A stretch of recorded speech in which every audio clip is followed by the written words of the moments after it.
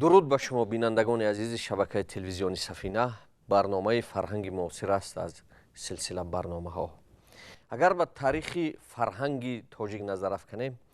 воқеан шеър ва шоир як рисолати вижаеро барои мардуми мо анҷом доданд ва воқеан шеър ва шоир будааст ки тавонистааст забони тоҷикӣ тавассути инҳо зинда монад ва аз ҷониби дигар тамоми эҳсосот, отифа ва андеша тавассути шеър баён гардидааст. ва шеъри муосири тоҷик воқеан аз шеъри устод Садриддин Айнӣ оғоз мешавад ва шеъри навин воқеан ки унро то андозае шеъри сафед ё шеъри нимоӣ низ мегӯянд, ҳарчанд инро ба нимоюшиш мансуб медонанд, вале ин шеър аз ҳамон марши ҳуррияти устод Айнӣ оғоз мегардад. ва пас аз устод Айнӣ шеъри навини тоҷик низ як мактаби бисёр адабӣ ва бисёр бузургеро ташкил медиҳад. ба ҷумлаи ин шоироне ки ба шеъри нав рӯ овардаанд ва то андозаи шеъри тасвирӣ навистаанд, Бозор Собир яке аз шоирони фарҳехта ва маҳбуби халқи тоҷик ба ҳисоб меравад ки ин мактабро идомат бахшидааст. имрӯз мавзӯе ки мо ба шумо дар миён мегузорем ҷойгоҳи шеъри Бозор Собир дар адабиёти навин унвон дорад ва барои паҳлӯҳои гуногуни ин мавзӯъро матраҳ кардан мо ба студия номзади илмҳои филологӣ доцент Нурмаҳмад Одинаевро даъват оростем ва ман қаблан эшонро хайрамақдам мегӯям барои даъвати моро пазируфтан ва оғоз мекунем аз ин ки воқеан Бозор Собир ки яке аз нафароне аст ки дар шеъри муосири тоҷик як ҷойгоҳи бисёр вижае дорад, мақоми онро чӣ гуна арзёбӣ мекунанд ва дидгоҳҳои гуногун дар мақоми Бозор Собир дар адабиёт чӣ гуна будааст? ташаккур. ба ҳамагон маълум аст ки мо чанд моҳи охир дар тамоми ҷумҳурии мо бо тантана 80-солагии гиромидошти устод Бозор Собир ҷашн гирифта мешавад. ин гувоҳ бар он аст ки ин шоири маҳбуби тоҷик дар дили хонандаи тоҷик, дар дили хонанда, дар дили ҳар як соҳиби мутолиа хело мақоми хос дорад. аз он сабаб ки шеъри Бозор Собир ин аз ҳаёти ҳамин ҳар як мардуми тоҷик аст, аз зиндагии мардум ҷудо нест. рӯзҳои наздик дар институти забон ва адабиёти барноми рӯдакӣ ҳам як ҳамоиши ҷумҳуриявӣ бахшида ба 80-солагии Бозор Собир баргузор мегардад ва ҷойгоҳи ин худаш гувоҳи он аст ки вақте ки дар як институти илмӣ бо шукӯҳ ҷашни ин гуна шоирон ҷашн мегиранд, қайд карда мешаванд, худаш ин гувоҳи он аст ки ин шоир дар илми тоҷик ҳам хуб мақому манзилаи худро дорад. зеро ки шеъри Бозор Собир ин шеър як равияи тоза аст. худи Бозор Собир ин солҳои 60 ҳамроҳи як гурӯҳ шоирони навовари мо Мамин Қаноат, устод Лоиқ, Гулрухсор, Гулназар бар ин шоирони номдори мо ба майдони адабиёт ворид гардид ва аз сарсухани аввалин китоби Офтобниҳоли Бозор Собир дар сарсон қайд мекунад ки ӯ ба ягон ҷараёни адабӣ майл надорад. яъне аз рӯзи аввал вай кӯшиш мекард ки барои худ як равияи хосеро дошта бошад ва ҳамин гуна ҳам кард. аз рӯзи аввал Бозор Собир чӣ хеле ки мебинем имрӯз ба шеъри нав майл кард, яъне кӯшиш намуд ки ҳам шеърро ҳам аз ҷиҳати сохтор ва ҳам аз ҷиҳати даромад тағйир диҳад ва албатта сарчашмае ки Бозор Собирро ба ин чиз раҳнамон кард албатта адабиёти классикии мо, адабиёти мардуми мо ва адабиёти ҳамзабонони мо мебошад ва Бозор Собир аз ҳама ин гуна сарчашмаҳо баҳравар гашта бошад ва кӯшиш кардааст ки бо сабку услуби хоси худ сухан кунад ва ҳамин тавр ҳам шуд. агар аз шеърҳои аввалини Бозор Собир таваҷҷӯҳ намоем, чӣ хеле ки устод Гулназар дар як навишташон қайд мекунанд, агар шоирони дигарро дар ҷашнвораҳошон шеърҳо китобҳошон муаррифӣ кунанд, Бозор Собир ҳар шеъри алоҳидаи Бозор Собирро муаррифӣ мекунад ва номи Бозор Собирро хело гиромӣ медорад. مثلا شعر خودی بزرگ زبان مادری بزرگ صبر اگر توجه کنیم سر تا پا یک افتخار است، گرچه اول سرشوی او واقعیت تاریخی ما را نشان میدهد، واقعیت تلخ تاریخ را نشان میدهد که دشمنی دانشگاهش دانش سینا گرفت، دشمنی میخانهش در خانه او جا گرفت. وقتی که ما میخوانیم این واقعیت است، واقعیتی که بزرگ صبر بسیار موشکافانه این واقعه را آموخته بعد به شعر در آورده است و آخر هر شعر بزرگ صابر اگر به تاریخ باشد با افتخار جمع است میشه. در حد و سرحدشناسی جهان سرحد تاجیک زبان تاجیک است. و باید بگم که اگر بگیریم که در شعر بزرگ صابر جوگاش از اینکه همین گونه موضوع ها رو در زمان شوروی بزرگ صابر بسیار با جسارت بلند تصویر میکند.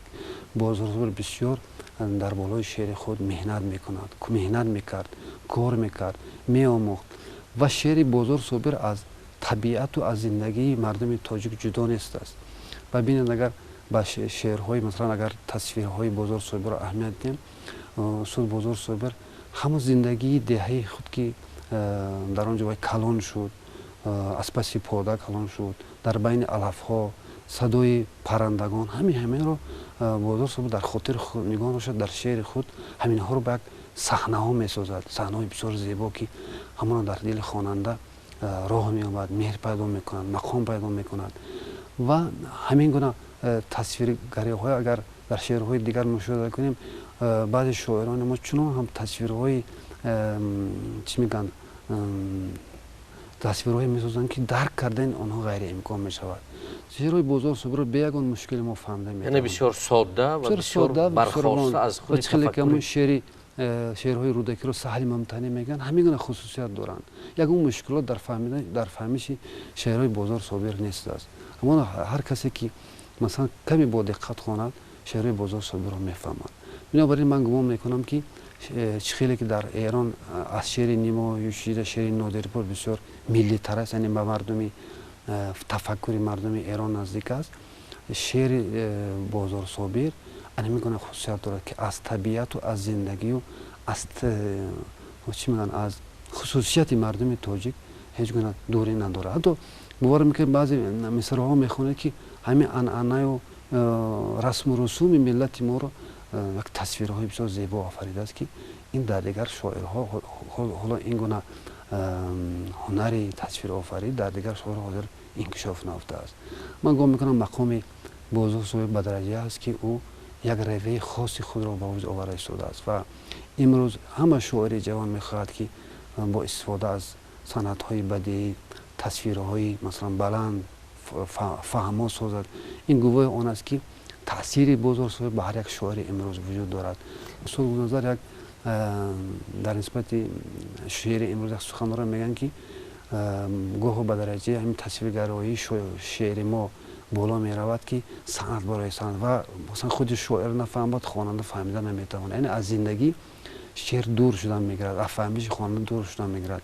و این گونه خصوصیت در شعر بزرگ صابر نیست. شعر بزرگ صابر همه میفهمد، همه درک میکند،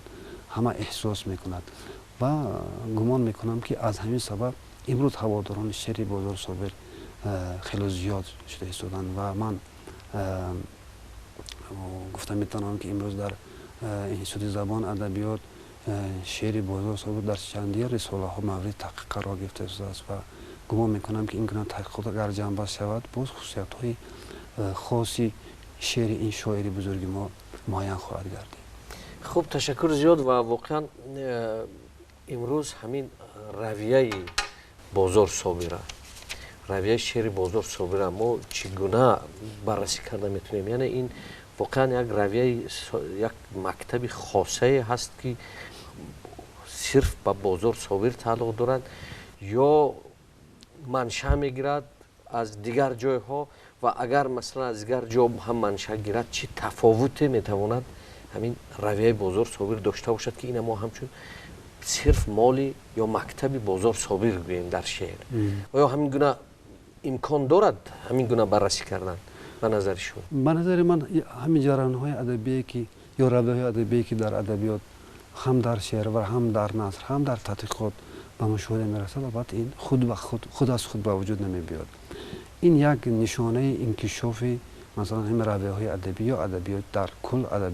ادبیات و ادبیات شناسی می باشد. بزرگ صبر من در مقدمه سخنم گفتم اساساً بعدی که وی به افغانستان چند مدت مثلا در خدمت بود، همون زمان و یک مجموعه شعرهای مردمی افغانستان رو تهیه کرده برآمد و اگر همون مجموعه رو خوانید، همون مجموعه بسیار ساده و بسیار شعریت های بلند دارند و گمان میکنم که یکی از سرچشمه های اساسی که شعر بزرگ صابر را از دیگران فرق میکند همین شعر مردم برای بسیار شعر فهما و روشن است. و دوم که بزرگ صابر تاریخ رو بسیار خوب میداند. هم در شعر بزرگ صابر یکی از ویژگی شعر بزرگ این تاریخ بسیار روشن، عمیق و بسیار با احتیاط مثلا بعضی سندهای تاریخ رو استفاده میکند. مثلا شعری مثلا تیغ سینا گیریم، شعری با استاد عینی بخشیده بزرگ صابر رو گیریم، همین شعر رو اگر ما مشاهده کنیم، اگر بزرگ صابر هر چی میگوید مقابل هم کس نمیگوید، بلکه همین مقام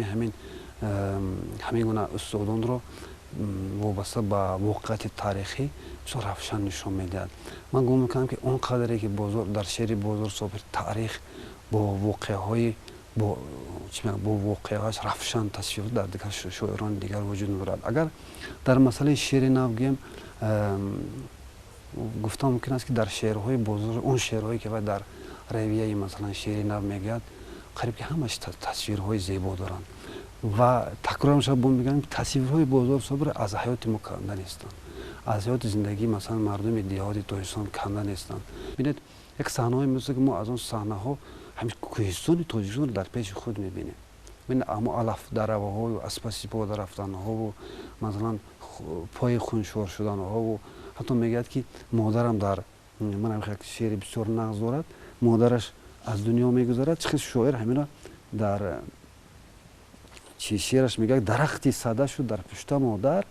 با طفلانش برآمد بر بلندی، چو مردم کهنه پوشش دیده بودند، درختی مادرم شد لته بندی. ببینید همین عادت های مردم ما که در این درخت هایی که آنها اعتقاد میکنن خیلی یک نشانه مثلا احترام لته میبندن.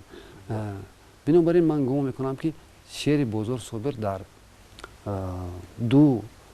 رویه جدا کردن شده که تاریخ که همش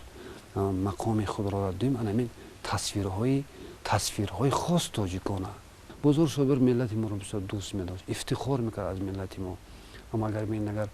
میگه که خلق تاجیک خلق ارمان، آب در چشم چون یتیمان، در لبش خم چون اسیران، از وطن تا بر فتن هر بوده و نبوده که بود بر وطن طلب و کفن طلب ها بخشید بود. یک خصوصیت دیگری شعر بزرگ صابر رو مشاهده کردم که بزرگ صابر اینقدر کوشش کلمه سازی نو را ندارد و همه امکانات های واقعی زبان استفاده میکنه. من گفتم این وطن طلب و کفن طلبنده ها اینقدر خاصی کلمه بنهاد کن و همین میخواد که همین از زبان شیرینی زبان مردم جدا نباشد. بنابراین اکثر محققان به همین خلاصه آمدن که شعر بزرگ صابر، حتی هر یک شعر بزرگ صابر مال ادبیات تبدیل یافته است. به آن خاطر که ادبیات این آینه زندگی است، آینه ملت است و بزرگ صابر، شعر بزرگ صابر این همین انعکاس کننده تمام حیات و زندگی اگر بگیم 3000 ساله ملت ما میباشد که این رو بزرگ صابر در هر شعرش نشان میدهد. در شعر استاد هم نشان میدهد، در شعر تیغ سینا نشان میدهد که این فرهنگ اصیل و دویم زبان مادری ما که بزرگ صابر رو با تمام مهارت بلند شعر تصویر کرده است ملت ما را رها بخشید. خوشبختانه همین ویژگی شعر بزرگ صابر که تاریخ را بسیار عمیق، روشن و دانسته تصویر میکنند، گمان میکنم که همین میتواند در آینده شاعران ما را بیشتر به همین گونه تصویرها، همین گونه مناسبت به شعر چیز کند، جلب کند. من فکر میکنم که واقعا شما یک گزارشی بسیار تازه در بابت شناخت شعر استاد بزرگ صابر کردید و فکر میکنم این صحبت ما یک صحبت مقدماتی است و حتما ما این موضوعات را پیگیری خواهیم کرد، زیرا گمان میکنم که واقعا شعر و زبان اینا دو چیزی به هم توأم بودند در فرهنگ ما و اینها توانستند که در طول هزار ساله ها نوابسته از آمدن غاصبانی که در این سرزمین بودند توانستند هویت خلقی یا ملی ما را نگاه دارند که تا به امروز با یعنی به حیث یک دولت آمده رسیده ایم و گمان میکنم که امروز هم اگر هم شعر هم اندیشه و هم سیاست در راه سازندگی و رسیدن به هدفهای بزرگی ملی تا اینکه یک جایگاه بسیار بزرگی در سطح جهانی داشته باشیم به هم آیند واقعا ما میتوانیم یک ملت قوی باشیم و در برابر همه اون گیرودارهایی که در فضای زود تغییر امروزه جهان قرار دارند ایستادگی کرده توانیم و خود را همچون یک ملت شایسته برای جهانیان معرفی کنیم و از این رو من به شما هم اظهار تشکر میکنم و به بیننده عزیز شبکه تلویزیونی سفینه هم اظهار سپاس میکنم و امید میکنم که شما هم باید هر کدام از ما در کدام عرصه‌ای که نباشیم خواه در شعر است خواه در نویسندگی است خواه در مهندسی است خواه در پزشکی است خواه در فلسفه است و در هر سمت نباشیم برای هر کدام از ما باید منفعت ملت از همه گونه منفعت های دیگر بالاتر بوده باشند آنگاه ما ملت قوی خواهیم شد و آنگاه در عرصه جهانی جایگاه مناسب خواهیم داشت روز و روزگار شما خوش و خوشایند خرد یار و مددگار شما پاینده باد تاجیکستان عزیز بدرود تا درود دیگر